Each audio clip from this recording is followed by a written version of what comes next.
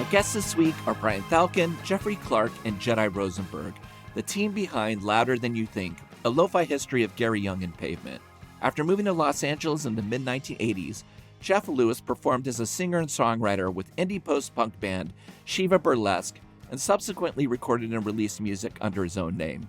After returning to Northern California in the late 1990s, Jeff became a founder and program director of the Nevada City Film Festival and also oversaw the creation of the Onk Theater, one of the premier art house cinemas in Northern California. In 2020, along with Brian Falcon, Jeff launched Highway 99 Filmworks, where they both co-produced this week's film about Brian's former bandmate, Geri Young. Brian Falcon is a Stockton, California-raised entertainment producer and now and then punk rock guitarist. He started his career in the early 80s promoting punk rock shows by artists such as the Dead Kennedys, Black Flag, DOA, and the Circle Jerks, as well as being in a band with today's subject, Pavement's Geri Young. He then worked as an agent with various music booking agencies in the US and Canada, and after retiring from punk rock promotion, he spent over 25 years producing video games such as Homeworld Cataclysm and Resident Evil Operation Raccoon City.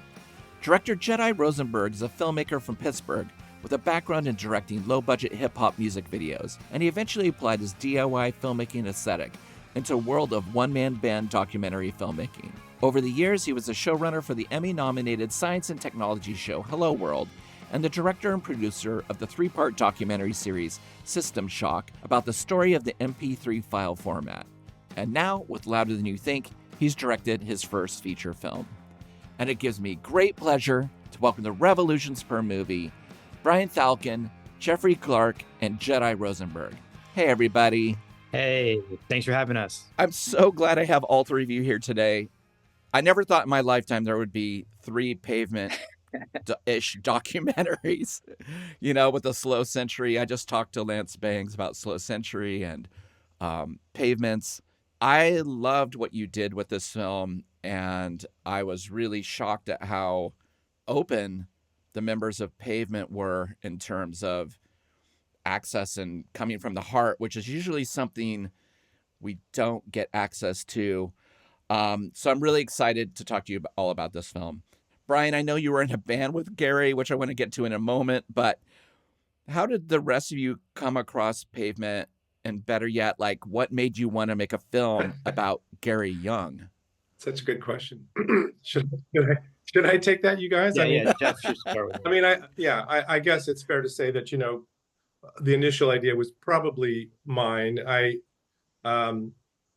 met Geri not that long after I met Brian, I think, actually in Stockton. I grew up in Stockton as well. And Geri showed up in town, and, he just kind of became a figure in the little scene that we kind of all gravitated around to some degree. And, he really was the character that you see in the movie. And at the same time, he was oddball is a word that I've been using a lot for the documentary itself. But, Geri, he's a singular kind of person. And what's the line that I think Bob says, he quotes Steve Malkmus as saying, he's kind of a fuck up, but there's nobody like him, Well, that's Geri. Yeah, he was like that from the very beginning. And the fact that he became a figure like that,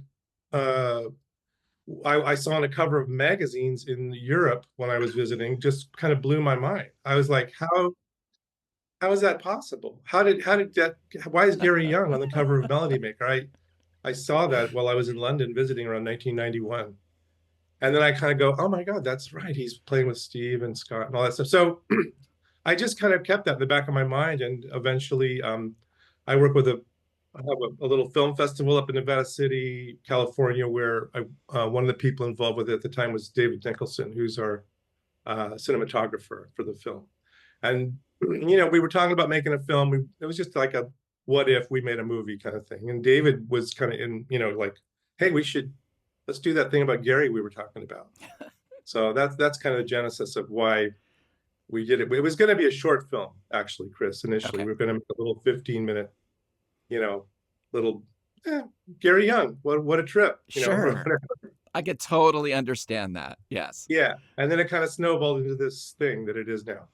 What about you, Jedi? I think also what Jeff could have mentioned too is that there was an initial attempt at filming Geri where it was sort of, this was like in 2000, I think nine. I don't remember. 7. Seven. And Yeah, so David and I went down there in 2007, the first go round. Yeah. yeah, so there was an initial attempt at making this, and then that kind of got shelved. And I think Brian was also part of the resurrection of like, hey, whatever happened to that project you guys were working on? Yeah. And there was this idea to kind of resurrect it and start anew. And luckily, we had that footage, which was really great because it features Gary's mom, who is no longer alive. It features, Gary at a different point in his life when you could Yes. sort of see a different iteration of Gary Young that was kind of like, it helps kind of round out his character. You sort of see like, okay, this is how he's devolved in certain ways, and this is still the same, goofy, crazy, funny Gary Young. But anyway, my part of the story was that I got a call from David Nicholson. As Jeff mentioned, he was the DP for the film. He and I had worked on a bunch of stuff together over the years, and he basically was like, hey, I'm potentially going to be shooting this documentary. Like, are you familiar with the band Pavement? And I was like, of course, yeah, of course, And he was like, are you familiar with the original drummer? And I said, to be honest, I don't know the current drum Pavement, Right. but I do know Pavement, and Pavement's this great band. And so he kind of pitched this story, and I think to me it was like such a incredible. It was incredible to me because here you have this band that I think a lot of people know, a lot of people love, and there's this like hidden secret kind of component to it that really actually kind of makes the whole thing work and explains sort of how the band became who they are. And they have since evolved and become sort of a different band, but that DNA is still part of them. Even if Gary hasn't, isn't still part of the band, it's still lingering in there somewhere. He this part of it, and learning about him and his story was like, I was blown away. So of course I was so happy to get to talk to Jeff and Brian about, potentially helping out or working on it. And it sort of just, the chemistry worked, and we began. Well, a big part of the film, almost you could say a character of the film, is the city of Stockton, which, Jeffrey, you and Brian both grew up in. I've always just heard of Stockton, like attached to Pavement, right? But seeing the film and having people describe it as a hellhole and it's horrible and it seemed like such a neglected, dangerous, left behind American city. But do you think Pavement could have come out of anywhere else? And what was it like growing up and living in Stockton? Well, yeah, I guess Pavement could have come from somewhere else. I don't know. Just so happens that they came from Stockton, and I, in my opinion, and probably everyone here's opinion, a big reason that they were successful was because they came from Stockton and they met Geri, and Geri, added this element to the band that no one else had. And I don't know, growing up in Stockton, it was more than anything for me, it was just boring. But that brought, I guess it's probably somewhat the same for Jeff and for our other friends. And I think that's what brought us together. We were all kind of oddballs in our own different ways, and we were attracted to each other. We were creative. We were into music that most people in town didn't want to listen to or weren't into. And so that's what brought us together. That's a great answer, I think, because really, one thing I say about Stockton, I kind of moved away by the time Geri got into Pavement. I was not living, I was living in Los Angeles by then. But one thing about Stockton, if there are other people who are kind of your natural cohort, your the people you can kind of hang with and have some things in common, Right. you're going to run into those people. You're going to meet them at some point. There's only a few, and there's only a few a few places you could meet them at. And there's a thing that I know that Scott says pretty early on when they recorded that stuff at Gary's.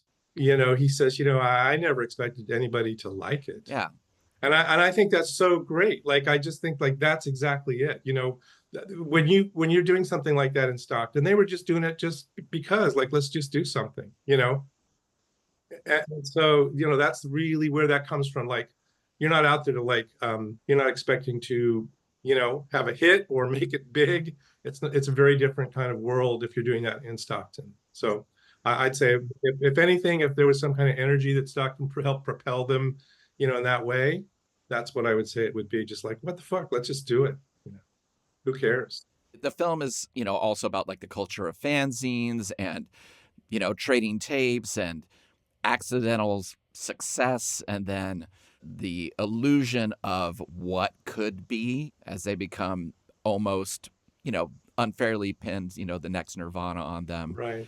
It was an era where people just made stuff because they were bored and they were excited and they realized they could do it. And Gary's studio and house also seems like another character in the film. It is. I just remember being young and going to people's places who were older who had recording setups or maybe a zine, and just the distance of someone even being 7 years older, but Geri being 20 years older. Yeah. It just, I think you capture that really well on both sides in talking to the members of Pavement and how they felt, and what Geri also saw as these, you know, bratty kids coming in to do this thing. He just was like, well, I'll just put drums over their noise and whatever. It's also interesting to me that also, like, there's these different perspectives, right? Because Geri also was coming from it like, oh, this is not lo-fi. Like, I don't even know what the hell that is. We're coming at it from, this is a professional studio. Like, my brother helped set it up. This is good shit. And, you know, there's Scott is like, no, this is low. I mean, Steven's like, this is lo-fi. Like, this is, you know, but then Scott is also like on the Geri page of things. So I think that messiness and like kind of disorder and disunity was also something that I thought was really interesting to hear about that origin story. They're not really even on the same page. They don't even really have the same intentions about what they're making. It's just kind of whatever they're doing, they're just doing it for fun, and those details don't really matter. Right. And I think that's kind of the unspoken question that the movie you know, poses, that I didn't really even think about until we were about, you know, a month or so into this, which is that, to what degree, you know, you asked like, could they have come from somewhere else other than Stockton, Chris? But, you know, I think, you know, maybe the real question is, could they have done what they did if they'd recorded somewhere else besides with Geri in that situation? Because, you know, what they were going for, like I always say, you know, they did have a sense of like, we want to do this kind of on the low down. We want this to be funky, weird, lo-fi, and Geri is lo-fi.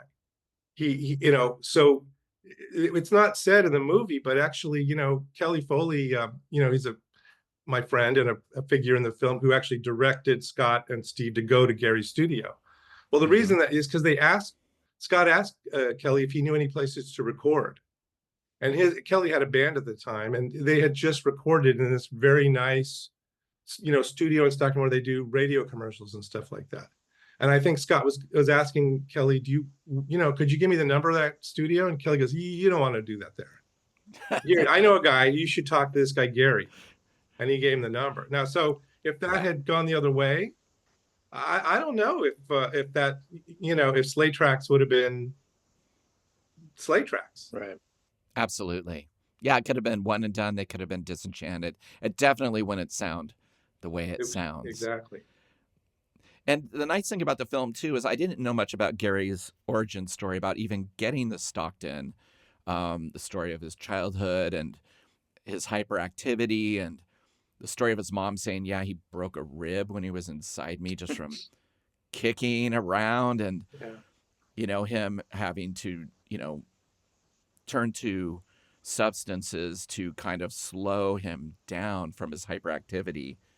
But like when you guys met him in Stockton, pre-Pavement, and being in bands with him, what was it like? Was he a fully formed Geri Young? Was he the same as we see in this film? Well, he wasn't exactly the same, but, you know, he definitely was different than anyone I had ever met. And, you know, there's, I think Jed's mentioned earlier, there's kind of like different iterations of Geri.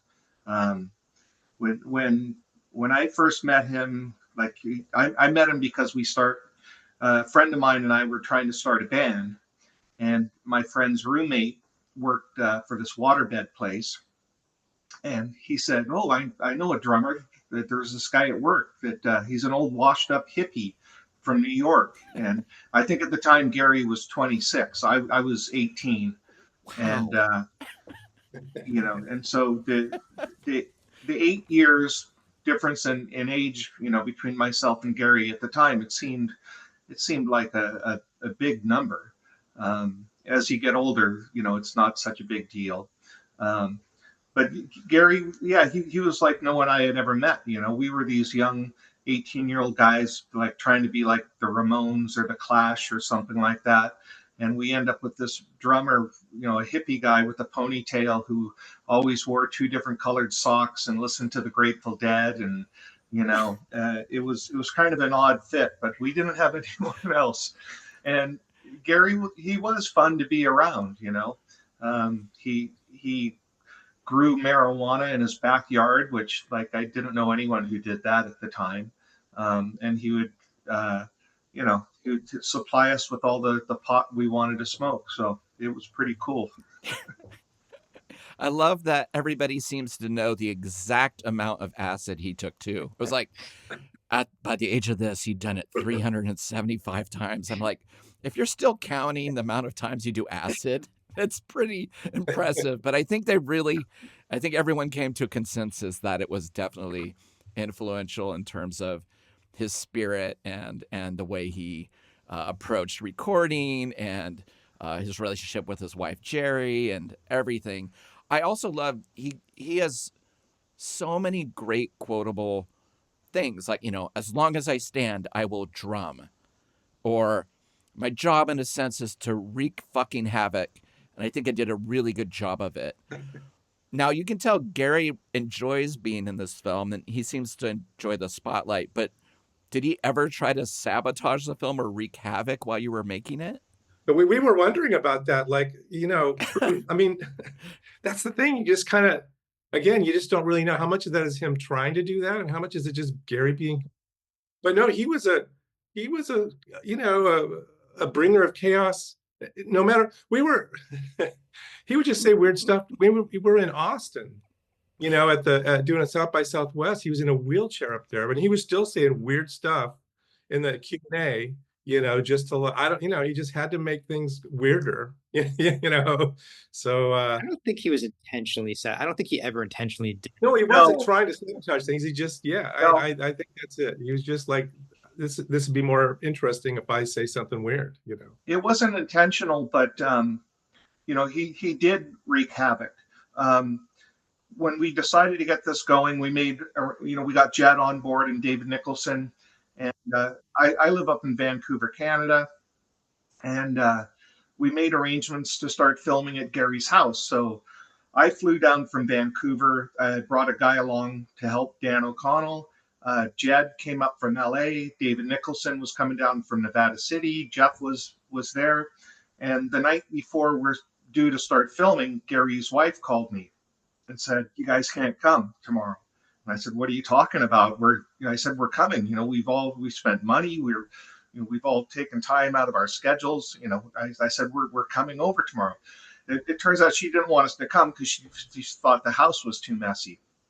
But the next morning we get there and she's at work and we're knocking on the door and no one's answering the door. And I can't remember how we finally got in, but we did somehow. I guess we went around the back door or something. And Geri was passed out on the couch and he was in no condition to do anything. And at that moment, I was kind of wondering if we were doing the right thing. Sure. I was wondering, if this would. Brian, I thought he might be dead. Yeah, we were wondering. He was comatose. I was like, oh my God. It was frightening. But we got him up and we needed to take him to the store. And so we got him in the car and we drove to the grocery store and he had to use the push shopping cart to actually stand up and walk. He just used it as a walker. But we got him a big bottle of vodka and some orange drink. And once he kind of medicated himself, he started to come to life. And as the day went on, he got better and better until it reached a certain point, and then he started to go downhill a little bit again. But so yeah, back to the original question. I don't think he was intentionally trying to sabotage things, but it wasn't easy for us at times. Yeah, and I mean, he's really open in the film about drinking a quart of whiskey a day, and how many rehabs he's tried, and also being like, I'm a hypocrite, but don't do this. But in a funny way, like the members of Pavement are really open about them being young kids, never being around like a functioning alcoholic in their life. And at first it being really novel and kind of part of the party, and people coming to see Geri do handstands and do, create the chaos on stage, which I never got to see Geri and Pavement. I saw them the year later, and everyone I talked to who saw it said it was kind of amazing. Like you just didn't know what was going to happen. And then songs were being written on the spot. And it seemed like the band really, like Geri made the band looser and kind of more chaotic as well. But you're also having to make a film with somebody who's still struggling with things and trying to be respectful, but know that this is a reality of where he is in his life. I thought that you handled it really well, and I thought he seemed really honest in the film about, where he was. Yeah, I was saying, it was almost like Brian and Jed and David and I were in a band with Geri. We were making this film.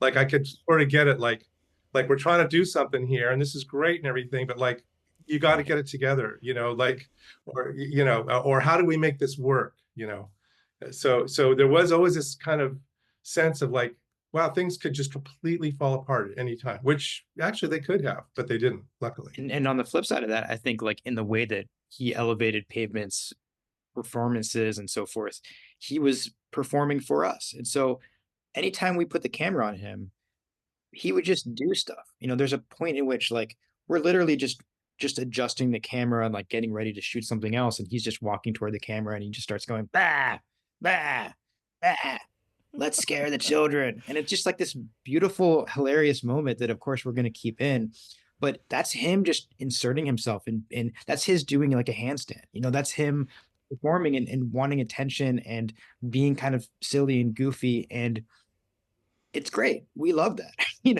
What we don't love is when he's like passed out on the couch kind of thing. So like the comparison to being in a band with him is actually kind of hilarious. But yeah, it was great. It was great to have him be able to perform, because sometimes there are subjects that are they have a lot of difficulty getting out of their shell. They're a little bit, they don't want to be too vulnerable. He didn't care. Like he just wanted you to listen to him. And that was that. So He didn't have a shell. yeah, there's no shell. Yeah, I love it. And you also really captured all the archival footage of him playing drums live. I mean, it is hard to argue that there would be a better drummer than him. I mean, for what he's doing, just a Geri Young drum fill. It's like nothing else. And the reason why those early Pavement records were so special is those runaway fills that seem like they're going to just roll out and crash through a window, but they come back just in time. It was such a lovely thing just seeing him explain how I was going to play Summer Babe differently, or how I was going to tell them, all right, rock, like just now, and just seeing what a power is. But like the live footage, I was looking up, most of the times they would play, the songs would be around 45 seconds shorter, because Geri would just be off and running, and that I didn't realize he was surrounded by like 8 different cymbals that he's like hitting behind him like he's in Rush. I don't know. It's really remarkable. Where did you get access to all this footage? So there were a couple of sources. I mean, one of them was straight up Scott had stuff, and Scott also. So there's stuff in there that no one's ever seen before. Less of the live performance stuff, but of just a few little like moments behind the scenes stuff that no one's ever seen before. I mean, but live performance, yeah, he put us in touch with some people that he remembered filming some of the shows, and we had certain like access to those kinds of archival that kind of archival material, and then some we just kind of found, and we were able to just you know license or use fair use if we weren't able to uh, get in touch with the people that filmed it. So it was just kind of like using the internet, just looking for everything, and then trying to figure out what we were allowed to use, and then that was kind of the process.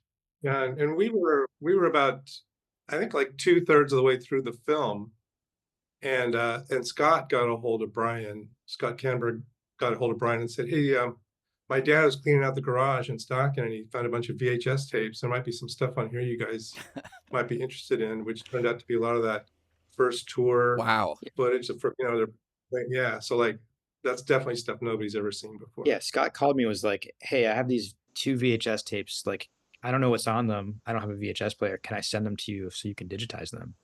And I was thinking like, "Man, if I had VHS tapes and I didn't know what was on them, I don't know that I would send them to someone to digitize." They'd be like, "Who knows what's on that?"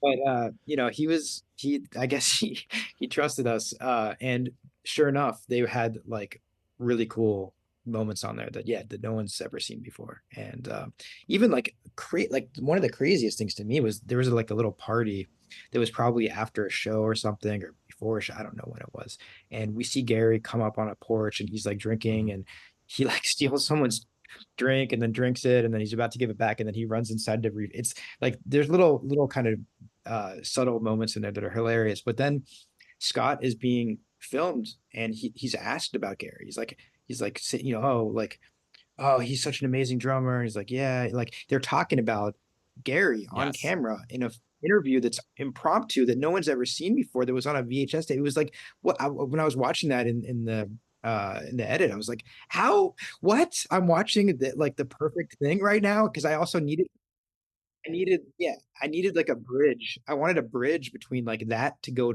to Gary being like on the couch and kind of like in his current state. And and then that was like this moment where, they were both like, yeah, I guess he's like a true pay. He's, you'll never kick him out of the band. That's what the guy says. Oh, you'll never kick him out of the band. And Scott's like, nope, nope, he's amazing. And then, yeah, it was, again, like that was one of the most incredible things as far as archival. Sometimes you get surprised by that kind of stuff. That was amazing. Yeah, they really love Gary, and even though there were difficulties, they're very frank about it.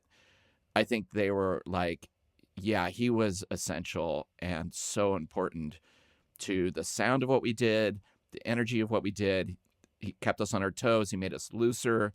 What was it like involving the members of Pavement? Was that easy to put together?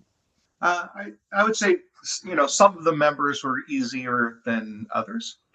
Um, but most of them, they were quite happy to help us in any way they could and get on board with this. Um, I think that Steve had a little PTSD from you know all the years he spent with Geri.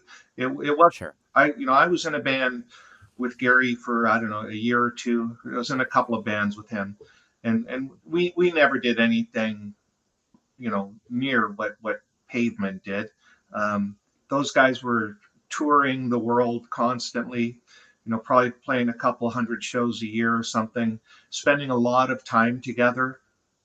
So I can understand why, living and traveling with Geri like that. I have, because I knew Geri for so long, I could understand like how difficult that probably was.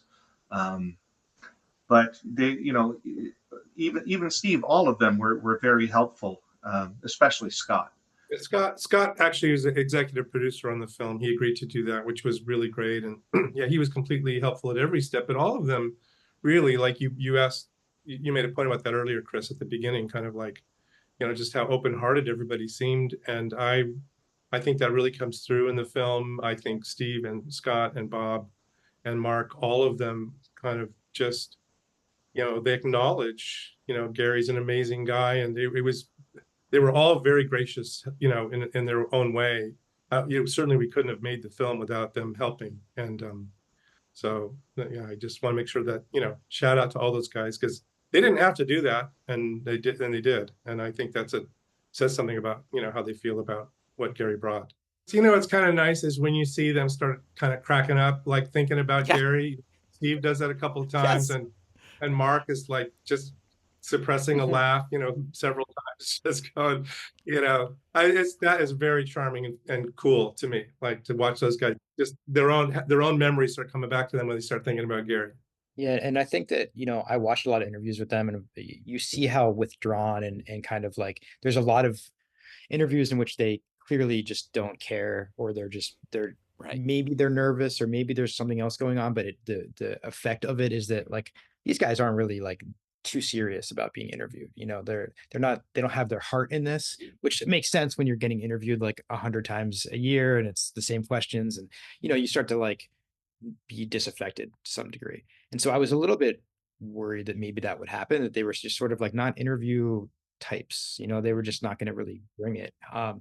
But what I really was amazed by was not only were they able to express all of the reasons that they loved Geri, but they were also able to sort of get into the dark stuff too, like unabashedly, and say like he was an alcoholic, and this is, and he, you know, this was bad, like this was hurting us, like you know, they didn't hold back, and it was kind of incredible again that they were able to do that, because I don't have a lot of instances where I've seen them being interviewed where I felt like they were really being as vulnerable as they were for us. And I, you know, again, like we're really grateful that it, but it's a testament to how much they love Geri, you know, that, and they appreciated this, and Geri, they, you know, they, all of them really loved Geri also. And so I think that they knew this was a special thing, and we're obviously really grateful for everything. Yeah, it was nice, you know, after seeing them talk about Geri, then to kind of see archival interviews of them over in Europe. And Geri is just kind of the one who's on. Like Geri is like a star. And if you didn't know the band, you'd be like, oh, that's his band. You know, like Geri. And at one point Bob says, yeah, I think we're kind of, you know, what, Pavement and Geri Young. Like it's just like they know that Geri has illusions and dreams outside of the underground. This was a band that like was one of the few that kind of crept up a little, you know, from the underground. But Geri was like into Yes and rock and roll and a future in it and gold records and limousines. You know, I mean, like in a funny way, which is hilarious because he also came from punk rock, you know. But I just like that you were able to show those two sides of like Geri kind of overreaching and being confused about whose band this was and why people were there to see the band. One of the other things I really loved about the film out of the gate is your use of practical special effects, marionettes, like eyeballs, tongues done, you know, like real fabrication, which is a soft spot in my heart to see something that was actually made by hand. Yeah. When did you decide to use that as part of the storytelling, and who created that?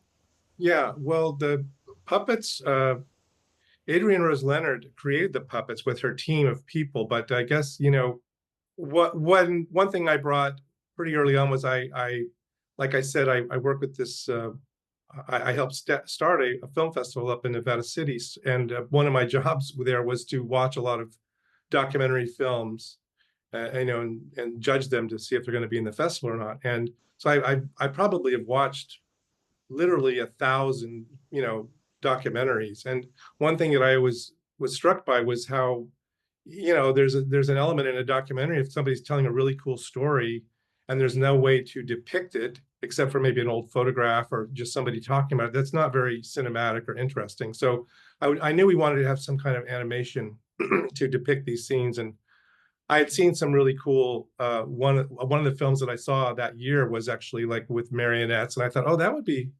neat if we could do puppets, you know? So, and I don't know, there's something about that seemed appropriate to the vibe of the film, you know, puppets, and they're so strange. well, initially we're going to do these big Muppet type things that you see at the beginning. That didn't really work out because they're sort of inherently cute, and it doesn't really work for some of the scenes we wanted to do. They're very large. But yeah, so we ended up doing those kind of like weird, Davy and Goliath type puppets.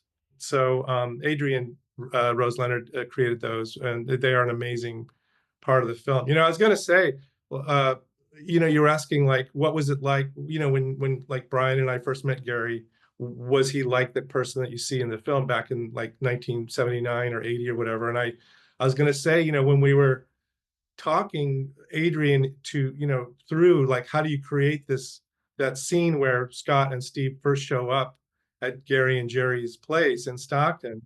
We said, look, it has to look like this and this, and because it was exactly the same. It was exactly the same. There has to be a sense of there's dogs running around, there's chaos. And I said, I want you to be able to smell those dogs, and the pot and everything so I think that that the puppets really, they brought that tangibility to what we were trying to convey in those scenes. I was blown away by that. You have pot leaves blowing around and chairs breaking and dogs running around and a chicken rising in the foreground and a fireplace. And then it goes outside, like the whole house changes and, him just doing handstands and, and meanwhile, Steven's talking about, it was like a cat, he was just really acrobatic. And then we just left, like it's that world that of just entering something beyond your comprehension. And the fact that they worked with him as long as they did is kind of fantastic. And I thought it was a really magical way of showing it rather than just having them describe it. I really think that Jed and Adrian worked together to make those puppet scenes kind of, cinematic and tell, good storytelling there. And they're weird. And they're lo-fi, by the way. They're very lo-fi. Well, there was a thing where Adrian said to me, Jeff, if you want, I can make these strings more invisible, on the, and I said, no, you got to see the strings. Like we're all, these are puppets. We're not fooling anybody here. So it feels very Pavement. That's what I like about it. It's like, oh, I could see them making this and being in it and laughing at it and just being like, oh my God, this is absurd. That's great, because that was the sense that we wanted to get across. Yeah. There's a lot of details too that like I'm really happy we got in there. Or, we had a team of people working on this stuff and crafting this stuff by hand and painting everything and making everything. But because it was so, we had that much control over every little detail, we were able to throw in little kind of things where in their house, like if you look really closely, you can see their Steinberger guitars, which were these like very specialized, weird guitars that Gary's dad had a hand in, like making or there's some material that they used that were indestructible. And Geri was very into using those guitars in the bands he was in. So we made sure to have a couple of those in the background, those kind of things that like, I don't know, that makes me happy, because the hope is there's these little Easter eggs that people will hopefully eventually find, Yeah, it's like a whole other film in a way, within the film, like you're kind of going, well, how tall should the Thurston Moore puppet be? Yes. Stuff like that, like, or I got to pick the hair for Mark and everybody, like, Dave said, well, here's all the wigs, which one goes where and stuff like that. That was fun. Another thing I did not see coming was Geri talking about Rollerball. The movie Rollerball. So I just was like, wow. Like, he's like, I brought order to it and disorder. That was my job. Doesn't he say like, have you seen the film Rollerball or something like that? Yeah, like out of the blue, like what?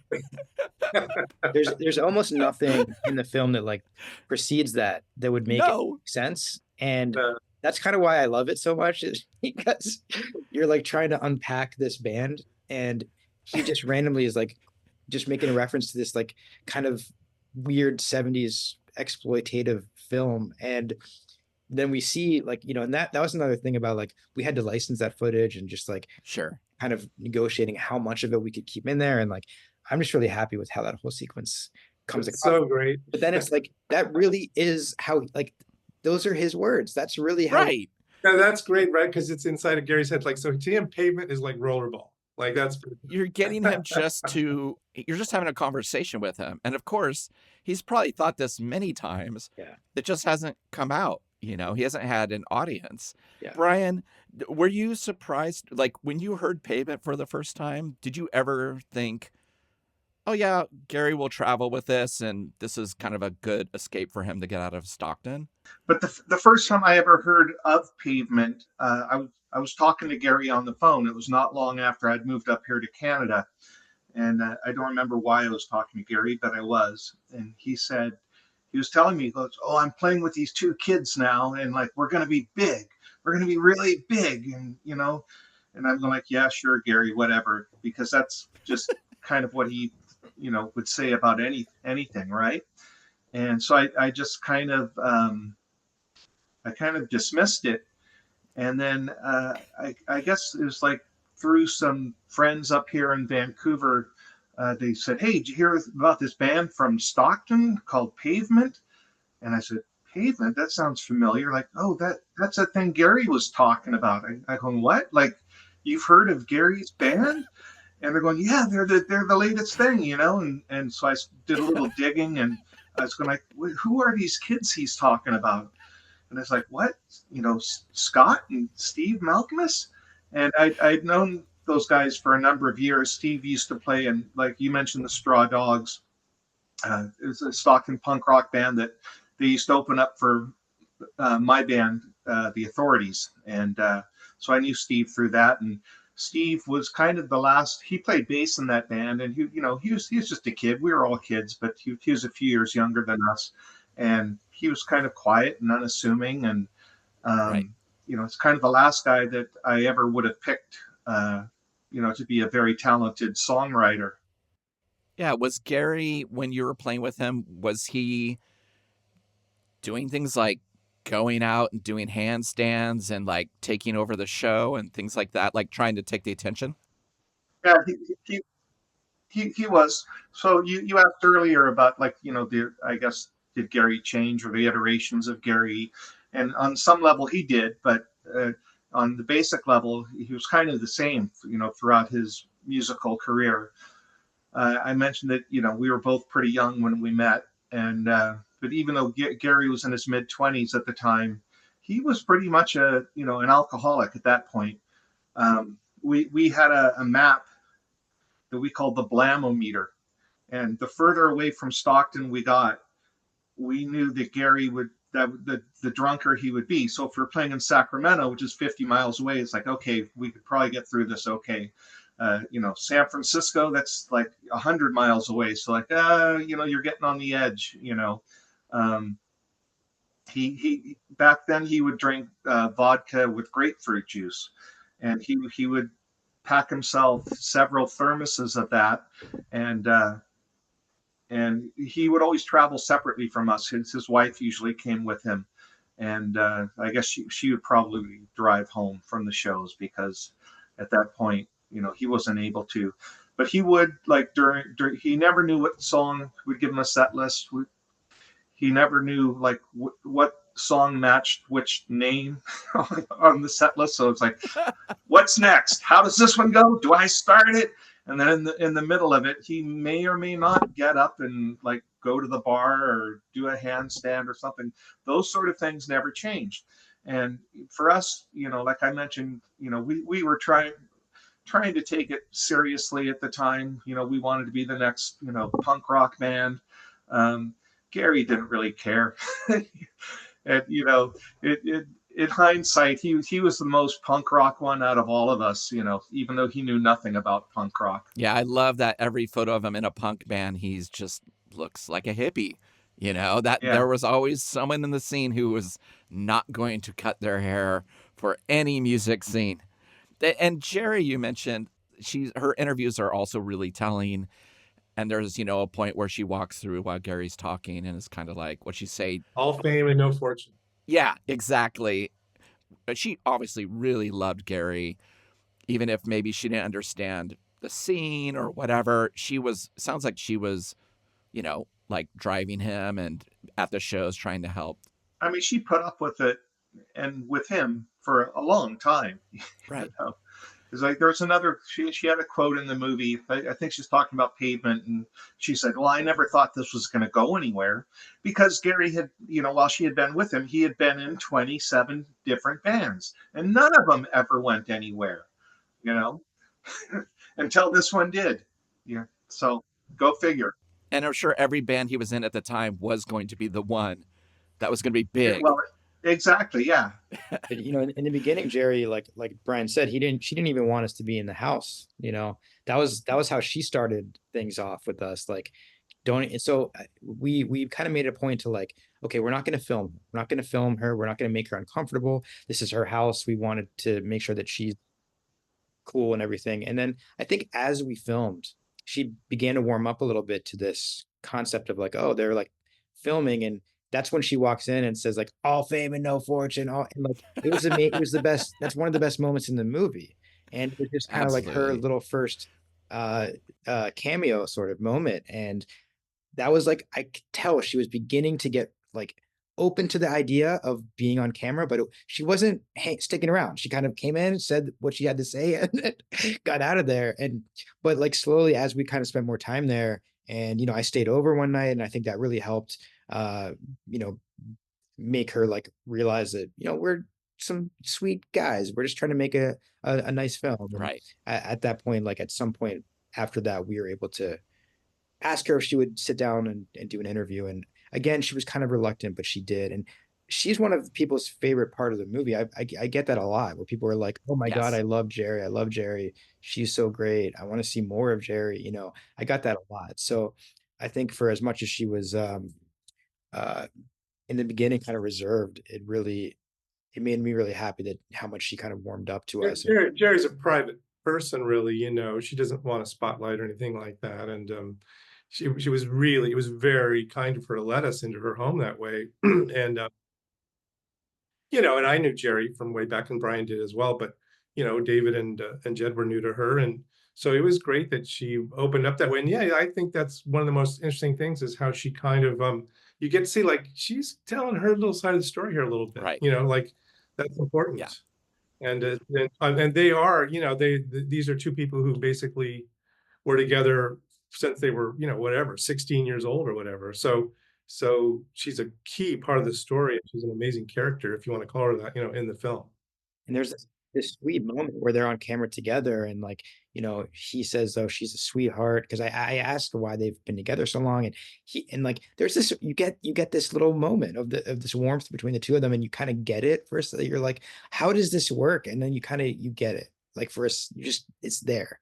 And that made me really happy we were able to capture that too. And again, I think that was before we actually interviewed her. Again, it was like her coming out of her shell and being like, okay, you know what? I'm going to do a little bit on camera here. Like it was just kind of off the cuff. And yeah, I mean, what Jeff and Brian both said, it's like, she's a private person, but really great. And all the Pavement guys also like, were like, oh, we love Geri. Geri's great. So, you know what, Jed, I was going to say, I talked to Geri a couple of weeks ago, because I was telling her, like, we're trying to arrange a screening for the film in Stockton, which I think we're going to do coming up this month. And I said, yeah, I think Jed's going to be there, and David's going to be there. And she just said, well, I really want to see those guys. She said, I don't know if I can watch the film. It might be too emotional for me right now. But she said, if I could just hang out with Jed and David and you, and if Brian's going to be there, that would be great. Yeah, I text with her a lot, honestly, and like just kind of keeping up with her, and that was also something she said, like, I don't know if I can watch it, but like, please come over, and like, Yeah. Mm-hmm. Yeah, it'd be wild if Geri was still with us to see what he would hand outside of the screening of this film to people in line. That was another amazing thing that I'd always heard about, was Geri handing out like leaves or pennies or whatever to people coming into the show. And as the band got bigger and bigger, it's just like they were running out of things that they could do. Well, when we showed the film at South by Southwest, Geri stood out in front with a big bushel of bananas, handing them out to the crowd coming in. So, well, I love that with the Marionettes, you get the story of them being on tour with Sonic Youth, and they're obviously playing to larger crowds. And he was kind of at a loss of what can we give out, and that Thurston, helps them get 50,000 potatoes and gravy, and they're handing out mashed potatoes and gravy to a crowd. I mean, that to me is so, what, 1990, 91? Like that's such a timestamp of like, and then we're going to get mashed potatoes and gravy and hand it out. Like, I was in a band that, used to cook garlic on a hot plate behind our amps. It was like, you're just trying to have fun. You're trying to do something different. And I love that, like, even if the band was like, even if the rest of Pavement was like, that's Geri's thing. I mean, no one else does that. It's myth making. Yeah. It is total myth making. The other part of the film that I heard a little bit about, but I didn't know that much about, was just how Geri left the band. There'd always been he quit or he was fired, and obviously he was going way beyond his boundaries in the band and overstepping, and just going to major labels and demanding money and things like that. Could you imagine just being Pavement, finding out about, like, the rest of the band being like, he did what? But I thought that, again, you got some really honest stories from them about them being just kids and realizing that this was kind of running away from them and they were going to have to kind of be adult about it at some point. Yeah, absolutely. Geri's a person of great contradiction, as we've kind of already established. And it's funny, on one day he'll be like, I quit the band, and then the next day he'll be like, they fired me, and then the next day he'll be like, no, I quit the band. And so in his head, I think he still, or was still, like, kind of juggling with how it went down, because I think it was a traumatic moment. But talking with the rest of the band, it seems like the consensus is pretty clear that he quit.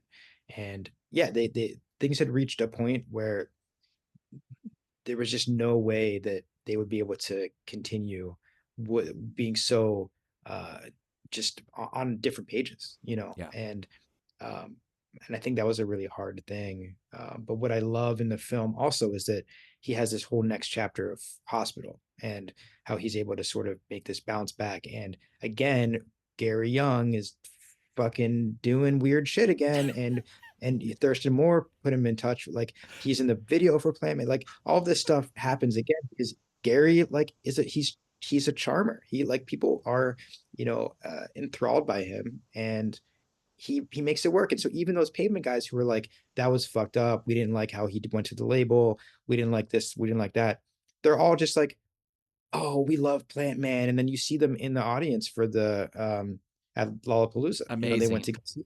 So it, as much as that was a hurtful moment, it turned around so quickly because, again, Geri, he's Geri. You love Geri. We all love Geri. Yeah, they're like, we want to go see Geri's new band, and we want to put him on Lollapalooza. And that was such a, I don't know if the right word to use, but it was such a clusterfuck of moments when it was Michael Stipe introducing Plant Man on MTV with Thurston Moore in the video. I was like, my head was going to explode because this was a chapter I did not know. I did not know Hospital. I did not know Plant Man. But from telling people about this film, so many people, when I say, oh, there's this Geri Young film, they start singing Plant Man. Like, they know it. Yeah. Like, there was something that got them. I remember Plant Man from Beavis and Butthead. I didn't know who Geri was. I didn't know. I would have been too young to know who Pavement was. But I remember this. It was such a memorable video. And another thing that happens every time we screen it, and I talk to people afterwards, they will sing Plant Man.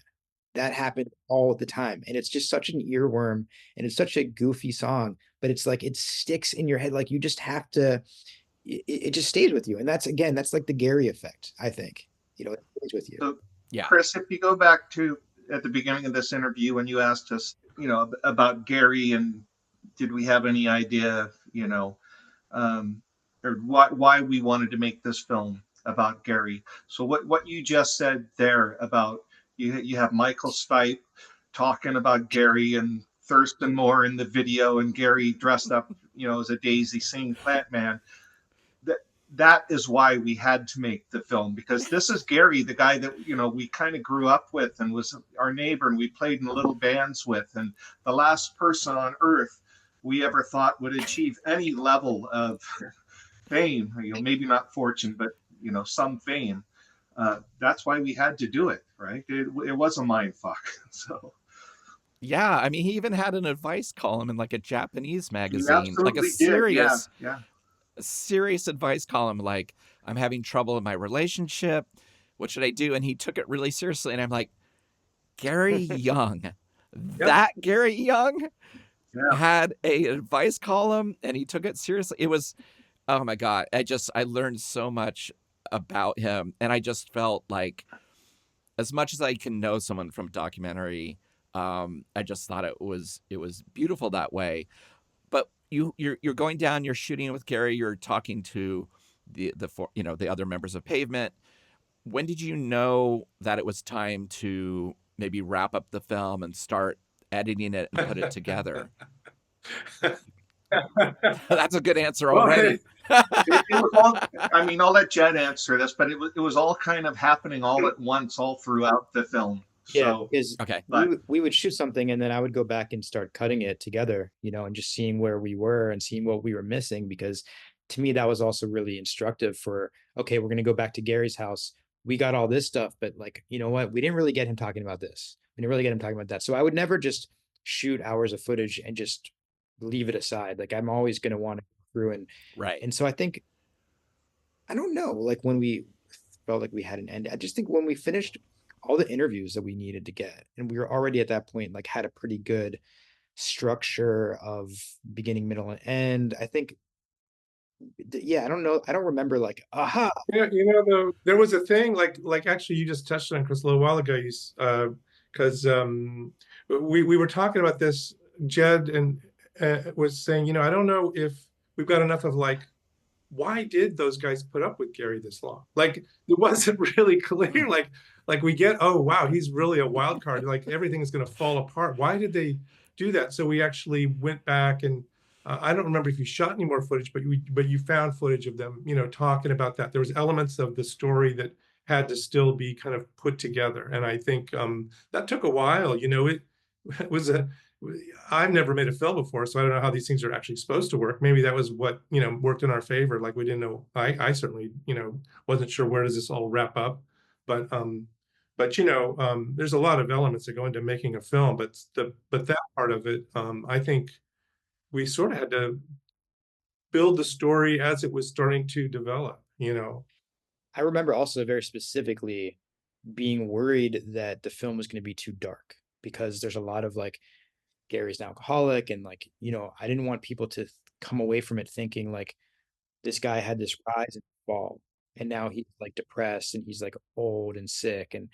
that was really something that bothered me internally about like our storytelling and how we needed to sort of think of a way to approach it that would allow an audience to understand how we feel, which is that Geri was like, he did it, and like Kelly later in this interview, like he starts crying because, I mean, it's real.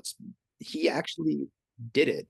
And regardless of whether or not he's like a well-known, popular rock star, he still created something and was part of something that was bigger than anyone in his town could have possibly thought.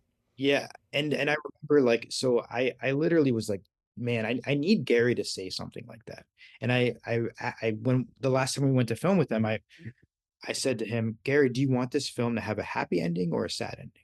And I knew what Geri was going to say because he's very like positive and optimistic. He actually really, he's his own best like PR person. Like he's going to put a positive foot forward. And of course he just starts singing that he wants everybody to be happy and everyone to be happy. And like at that moment I was like, okay, this is how we're going to end the film. Like there's just no way we're not going to end with him singing to us about how he wants everyone to be happy, this impromptu song.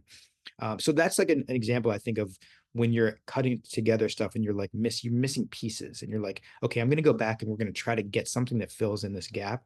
That kind of thing happened a lot. Just the nature of it. And we were really fortunate to be able to kind of have a couple different, I don't know how many times we went to Gary's to film stuff, maybe like four. Yeah. So each time you could kind of get a little deeper, a little bit deeper, a little deeper. And so, yeah. And I would say, when from the very beginning, when you asked like, what was the, why did we even do this in the first place?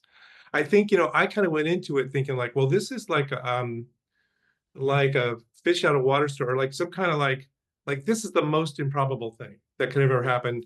That Geri did what he did, which, that is pretty weird, but But when we were in the middle of making the film, then this other element started to, kind of dawn on me. I was like, actually, like we were saying earlier, like, I don't know if Pavement would have happened without Geri. It's not Yeah. just a one-way thing here. This is a symbiosis of these things coming together. And Geri brought something to them that ignited them in a certain way. So I think that's something that a part of the story that I didn't realize until we were into it. I was like, oh, I see. Yeah, like Geri really, like I said, he was lo-fi. Yeah. And that was what they were going for. Well, the film is also really beautiful in the end, where you find out that Geri and Geri feel that Pavement has done right by them. Like they are, in the end, with all the difficulties of leaving the band, etc., and the difficulties in his life. The way the film ends, I don't want to give too much away. I thought it was really beautiful and surprising, and very full circle in terms of Geri and Pavement and them connecting one more time. I thought was fantastic. That was nice. And then throughout the film, as you see, like, Mark and Bob and everybody being interviewed about Geri, you can sense that no matter how, crazy it got or whatever trouble Geri made for them when they were younger, that they've all kind of like, they all have a good, feeling about Geri. You can see that come through when they're talking about him in the film here all these years later. I just have to ask, did Geri ever talk about his last recording with Pavement, which was Watery Domestic? Because that is my favorite 4 songs by Pavement that he did. And because it just is the bridge between them sounding more like Crooked Rain, and leaving some of the more haphazard moments of Slanted. And I just wondered if he had a pride in that, because I've just never heard him talk about it, or really anyone. So.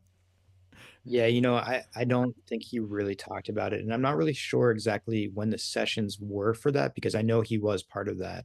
And it was after Slanted. But I'm not sure if it was like songs that didn't make it on Slanted. Like I don't really know what their process was exactly, if they sat down to that EP exactly. But yeah, sorry, I wish I could. No, it's always been a mystery to me. Yeah. I think Geri was proud of it. I do recall shortly after he left Pavement, I was back home and went over to his house for a visit, and we were out in his studio, and he was playing a lot of the Pavement stuff for me, and maybe some stuff that never got released. And I do remember him, something from that EP was playing, and he was singing along to it. I can't remember what song it was. But I think he was proud of it. He was proud of what he did, and and we were all proud of him. So I think he was proud of what he brought to the band, and he did. He quotes the lyrics to Summer Babe in the film. So but I wouldn't be shocked if Geri didn't even know the names of the EPs and the albums that Pavement Sure. did. I really mean it. He may not have, if you said, like, I think he was in a different place with, that kind of what they were I don't doing. think those names meant anything to him, right? Like Demolition Plot, Jay-Z, like he that's not he doesn't probably have anything to do with that. Do you remember what he gave away that night, probably, in South Carolina? So you mentioned that he gave away bananas at the South by Southwest screening. What did Geri think of the film? I will say that, first of all, he loved it. It was a very special experience, though, to sit next to him watching the movie, because before it started, he goes, "Hey, Jed, do you mind if I yell at the screen?" And I was like, yeah, you can yell at the screen, but don't do it during like the serious parts. And he was like, okay. And then, of course, he yells during the whole thing. But what was really great is that I remember thinking, like, man, there's not like a ton of people in it. It's a small theater. I was like, the people here are watching this movie about this guy who's here, and he's giving his commentary live.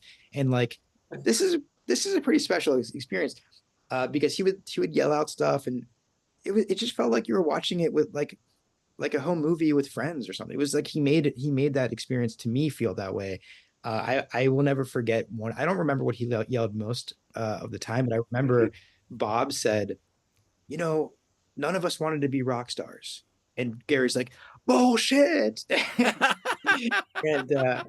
that just cracked me up so much. But anyway, so that was fun. But yeah, I mean, Gary at another time just was expressed his appreciation for being in a film and being the star of a film, and how that's all he ever wanted. And that what more could you ask for in this life? And several times he said to me, I don't know why you did this, but thank you. Yeah. So it meant the world to him. And even if he didn't always agree with every line that everybody uttered on screen. Yeah, but it's perfect. I mean, what a Gary Young thing to do, but to disrupt his own documentary with you all there in attendance in front of a live audience who are there to see it. Yeah, this was our premiere. This was the world premiere. This is the first time anyone's seen it. And he's like, he's heckling himself. He can't help himself. It is him. Oh, man. Well, got to make sure we just, again, Scott, want to just thank him, in particular. He just really helped us at every stage of this, from, helping arrange some of the interviews to making sure the licensing deals were reasonable, and at every level. He's been just completely instrumental in helping get the film made. I was going to also say Kelly Thomas was also our producer on the film, and she stepped in at a really important moment when she's a real producer, as I like to say. Like, she's produced movies before. Like, hey, let's make a movie. That'd be cool. Like, she's actually done it and knows how to do it. So I want to say thanks to Kelly, because she is a very important part of this as well. I'll also say, like, shout out to Chris Lombardi at Matador, because he also made things a lot easier for us. Had it been some other label or some other person, he was very helpful, and also he was really kind to allow us to interview him, and again, very open and honest and everything. It's funny how even earlier when you were talking about how Pavement and sort of being in Stockton, you didn't really care about like blowing up and being a huge star or whatever.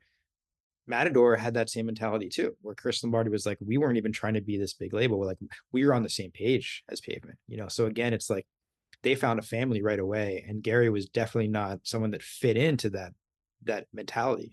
But yeah, that was just kind of par for the course. For your first film, it's a really incredible film. I loved it, and I knew I loved it because when it ended, I immediately wanted to see it again, and I thought about it a lot. And again, like I said, as a former video store owner who saw plenty of music documentaries, I learned a lot from it. It was exactly what I wanted, in terms of kind of cracking the shell on Pavement a bit, and also just a really loving look at just a icon, a weirdo, a unique individual. That means so much to hear that. So it means a lot. We really appreciate that. Thank you, Chris. Yeah.